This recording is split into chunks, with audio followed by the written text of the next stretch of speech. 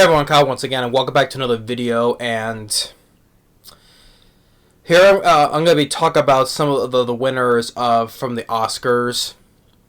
I'm not going through the whole list though, but just to explain some of them though. But first of all, I have to say, like I said, probably said this before though, but I don't watch the Oscars anymore. I don't.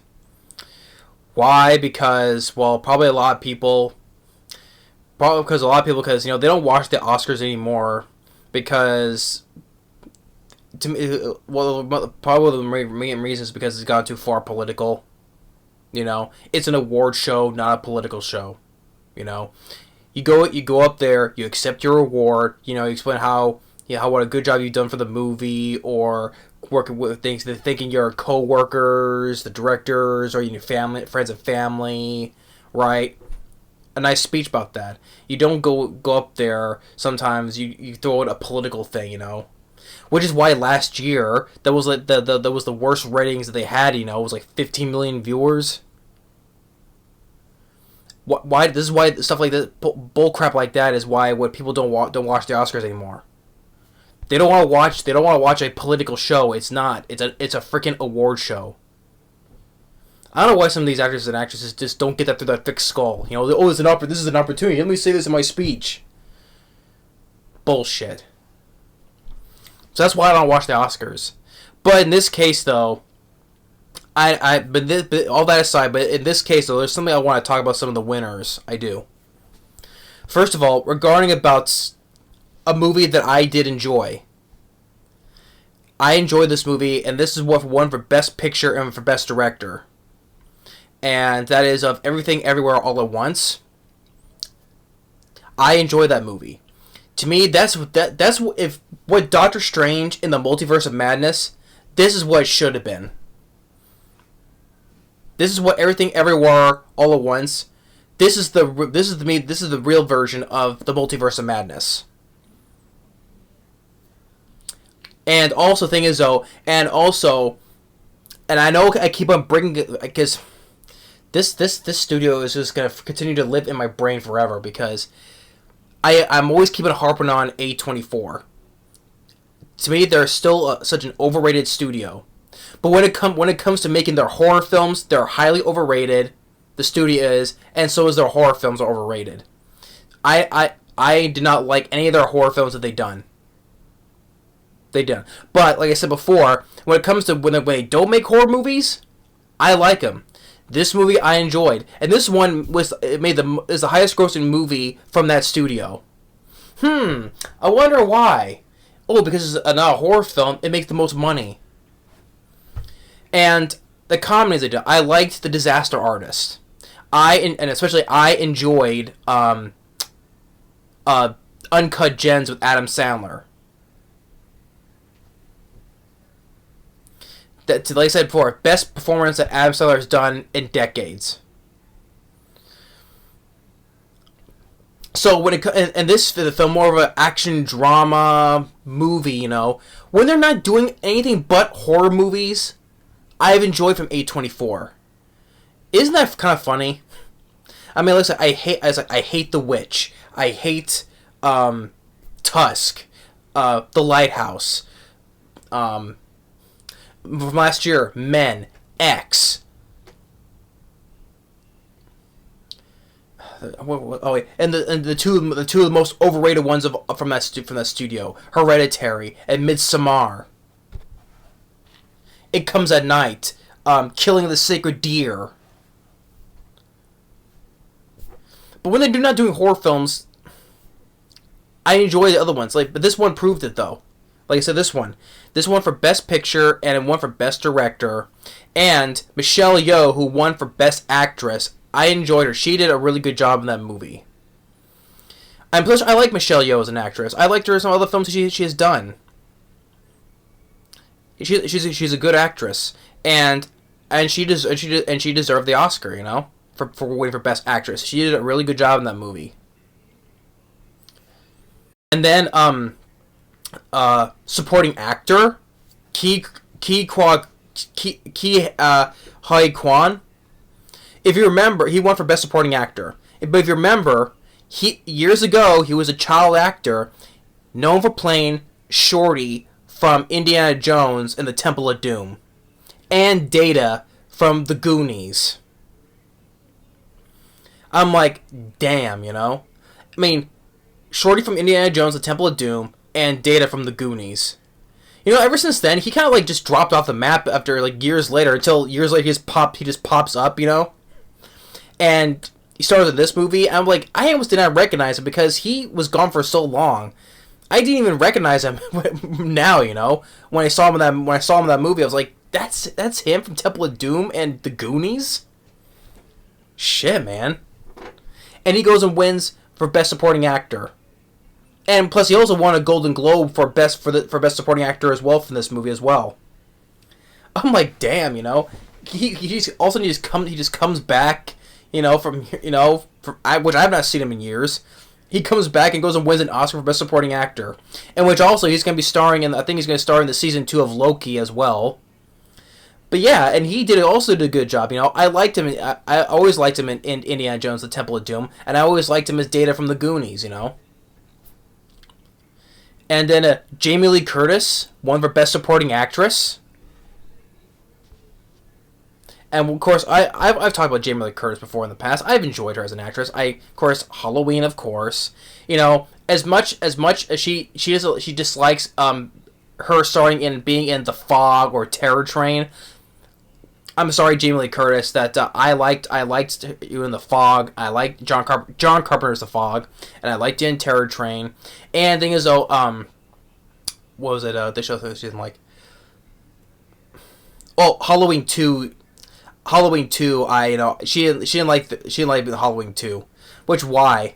That I understand why. I know I got her about, you know, because she didn't like being in Halloween 2 because she didn't do much in a hospital. I'm like, Halloween Kills, she did absolutely nothing, and she was in the hospital for that movie and did absolutely nothing. I'm like, hello?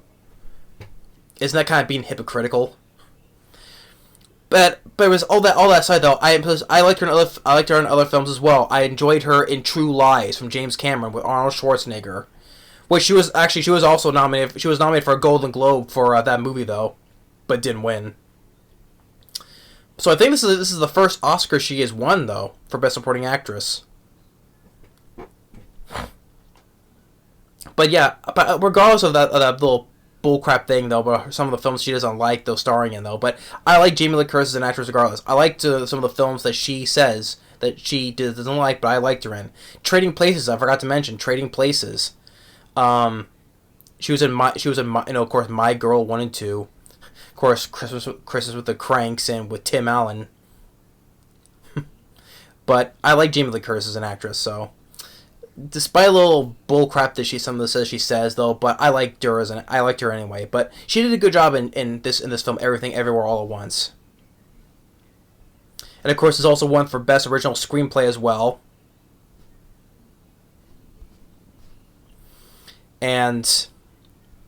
But one thing I want to say about the movie Everything Everywhere All at Once.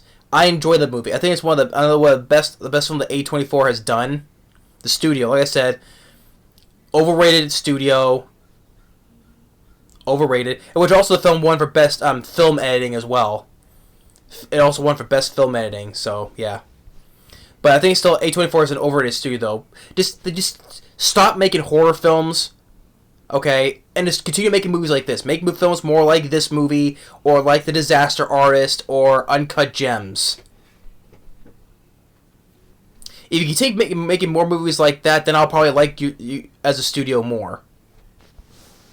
But stop with with all these overrated horror films that you call them horror films. Makes me want to freaking puke. And then but that's most. But I got one more thing to say about though before I ends. This one I had to talk about because for Best Actor, Brendan Fraser won for Best Actor for The Whale. Now, thing is though, I have not seen The Whale. I have not seen that film yet though, and that's another film. So as I kind of mentioned, like A24 keeps on burning in my freaking memory. You know, this is another film that was. The Whale was another film that was produced by this studio as well. Jeez. Man, it's like A24. I can never get away from the studio. I cannot. I can never get away from the studio. Jeez. But yeah, but the thing is, I have not seen The Whale yet. I have not though. But I saw the trailer, and this is Brendan Fraser doing a very dramatic role, right? And this film won for best hairstyle and makeup effects.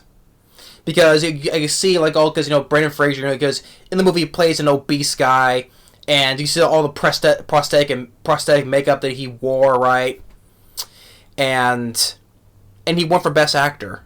He got a lot of praise for, because I've been hearing for over the past few years, that Brendan Fraser, he's been making a comeback, and winning this Oscar just proved that he has made his comeback, because another actor I enjoy as well. I liked him in Airheads.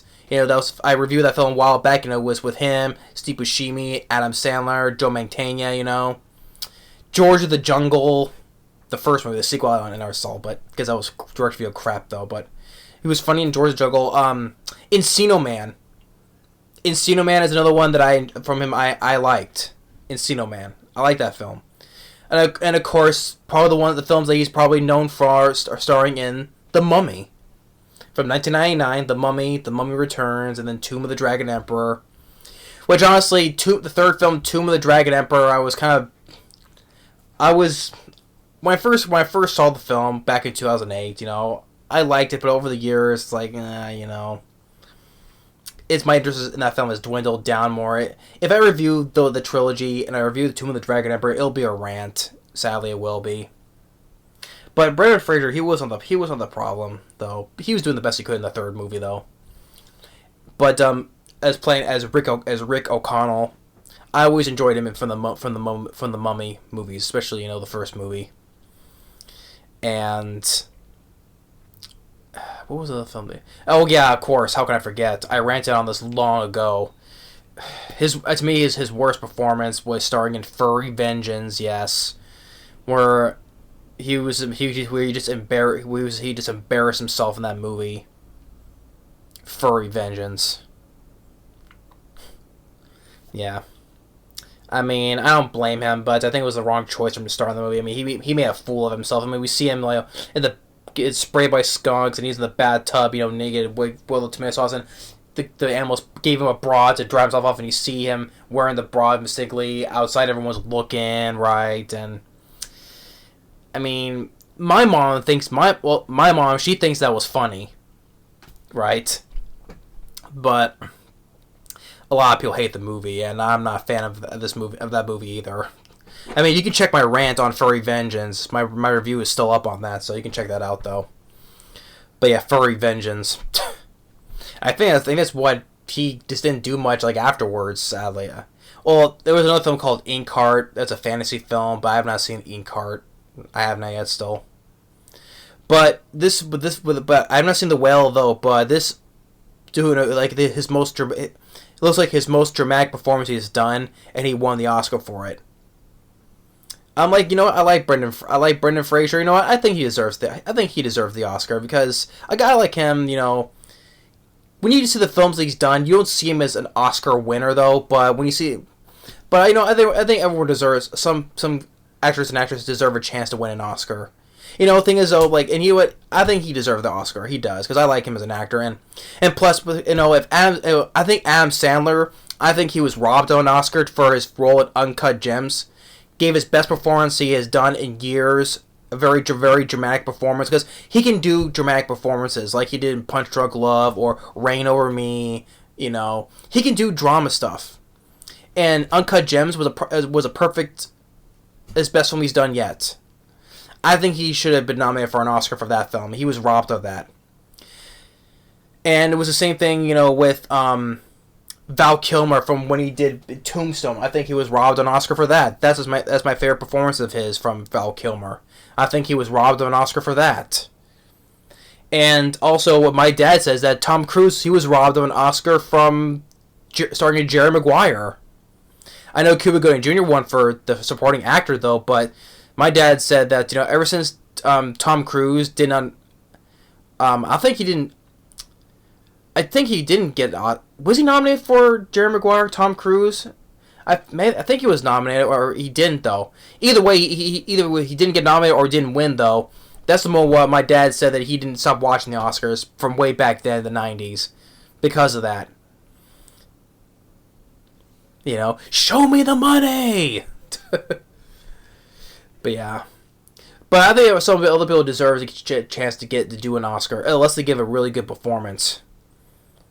And for what I saw from the trailer, it looked like Brendan Fraser looked like he was doing a good job. Like I said, his most dramatic performance and all the makeup he wore, prosthetics, make himself look as this obese guy. I think he deserved to win the Oscar.